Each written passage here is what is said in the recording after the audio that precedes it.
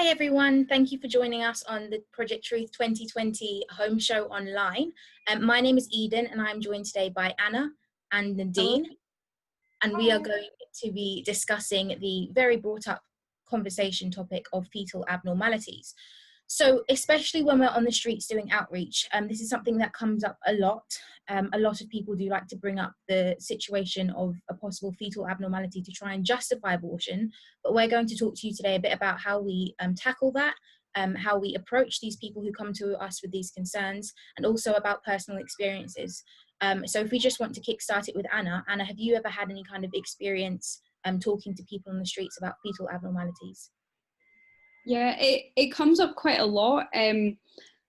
Nothing is jumping out that I've had a conversation really in depth, because it does come up quite a lot, and people get quite surprised, especially at the like timelines in terms of how you can actually have a termination up until birth for fetal abnormalities, and that kind of covers a lot of things, including things like cleft lip, cleft palate, all up to including things like Down syndrome and whatnot. So people get quite surprised at what that actually includes, and the fact that you can get an abortion up until birth for things like this. That, my cousin's son, he was born with a cleft lip, and it only took like simple surgery to get it like sewn back up again. And so I feel like this, since it kind of touches on a lot of different abnormalities, people get quite surprised at how much it actually includes. So I think that shocked people quite a lot. So it's an interesting one to touch on with people when you're speaking about it on the streets. Mm-hmm. I think, that being said, some people will already come into a conversation with a few things in mind of what they wouldn't agree with having an abortion for in terms of a fetal abnormality, because it is such a blanket term for things that are easily treatable, like cleft palate, club foot. You can sort of live a normal life with those, and then more lifelong diseases that are acquired in the womb, such as Down syndrome, heart conditions, etc. And then there's things in the middle where they're where the lifespan is actually not very long at all, like a few days or a few months, and it's such a varying thing to just put it all under fetal abnormalities in the topic of abortion, because it is so different, and the experiences that people have will be very different depending on what it is that they're referring to specifically. So I think in conversations with people, asking them what are you thinking about when you bring up fetal abnormalities is a good way to gauge where to take the conversation, and where they are already coming from as well. Mm-hmm. That's really interesting that you say that, because I often find that when I'm speaking with people, they'll bring up something, they'll say, oh, if the child's life is going to be completely painful and they're going to be in severe pain, or, severe disability where they're predicted to have, a very, very short lifespan.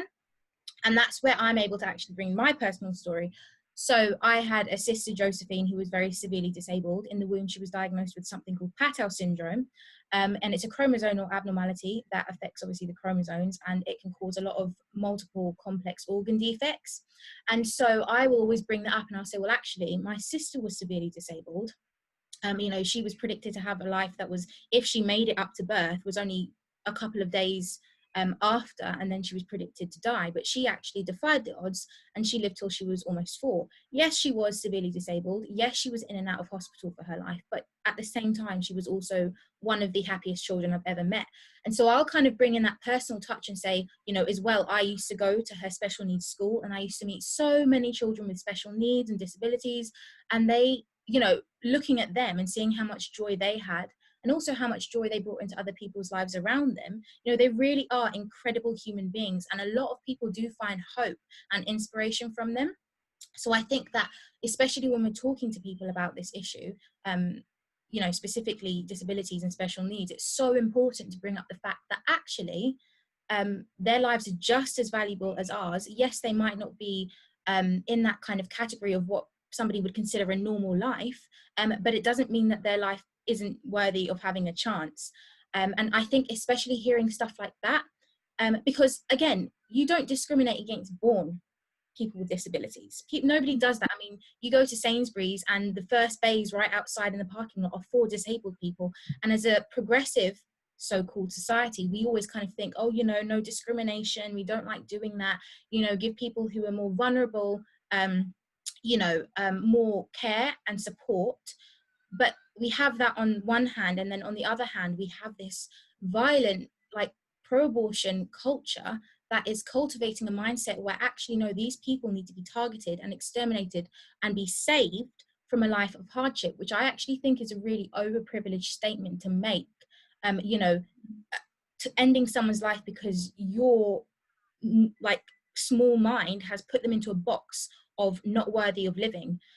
So I think that that's such a sad thing that we see today. And I think that when you put it in those terms, the people that you're talking to can often think, oh, actually, you know, that there is a point that, yes, they might have a life of pain, but who are you to say that that life isn't worth living?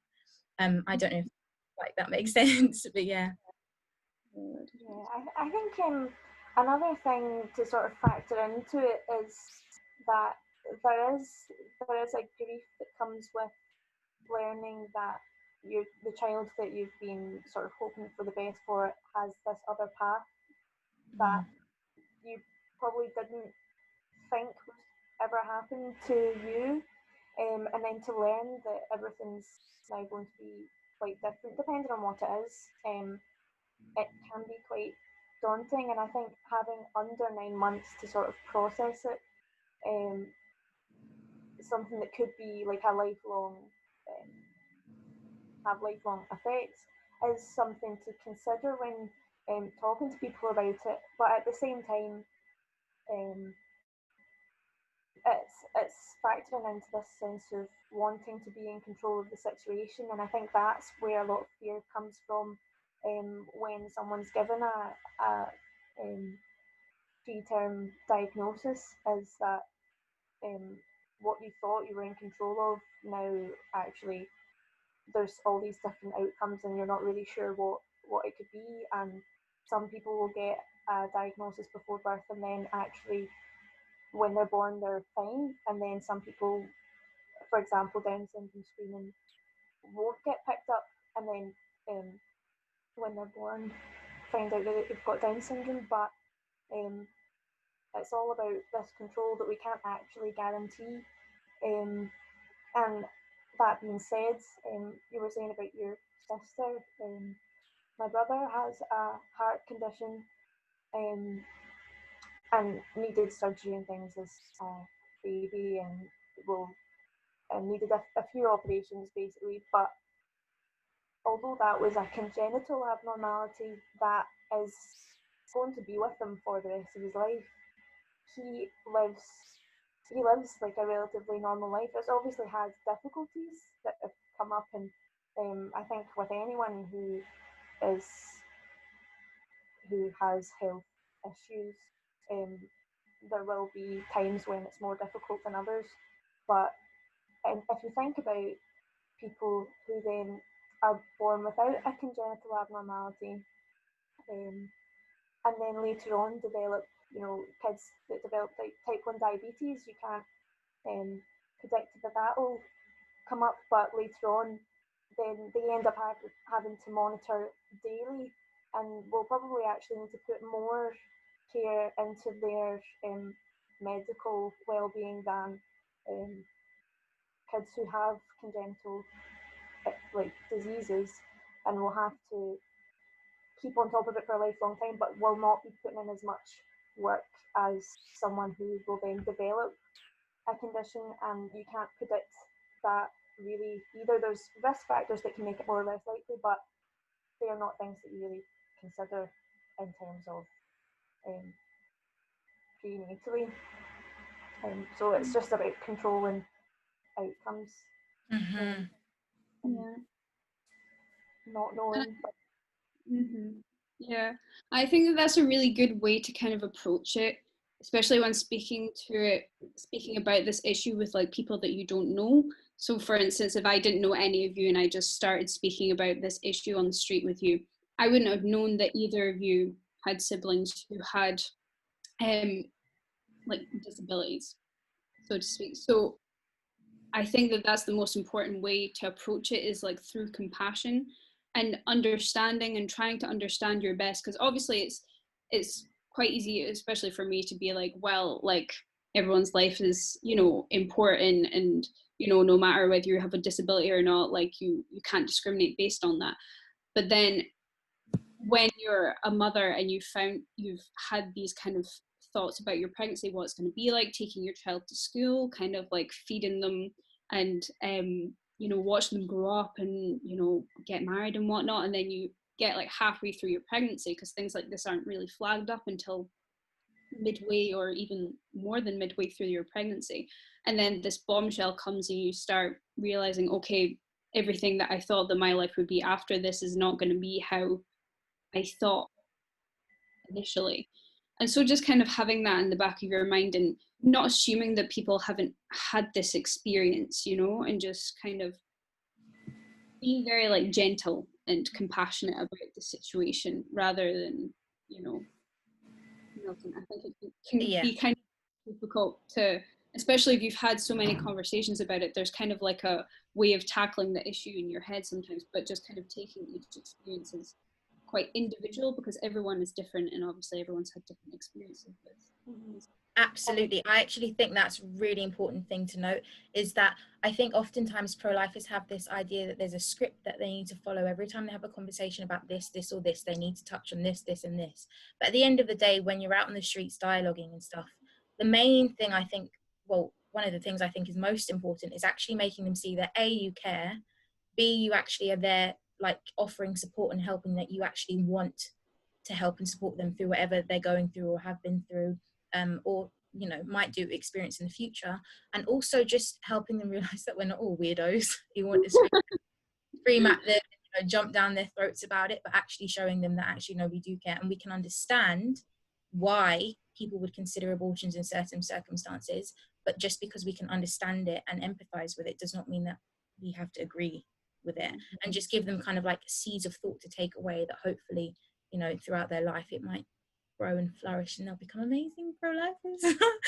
But yeah, does anybody have anything else they want to add? Or I think, yeah, just to say that through experiences as well of people who have disabilities, you sort of realise actually how much of sometimes a medical condition can be very domineering in somebody's life, but it's actually only a small part when you take the essence of that person and what they enjoy and what they can provide for other people just by being themselves and being present, and sort of giving them the chance to prove you wrong, really, isn't it? They can give a lot more than what you sort of think when you think in a medical box, and sort of forget to reach out to the other aspects of life, because life isn't just about being well or unwell. It's obviously a big part, but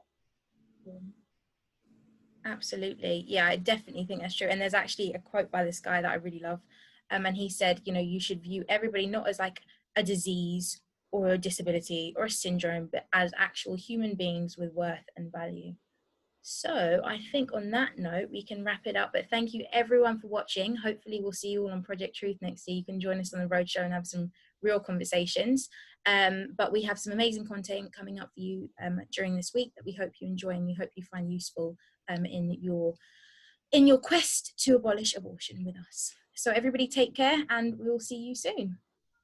Bye. Hi everyone. Bye.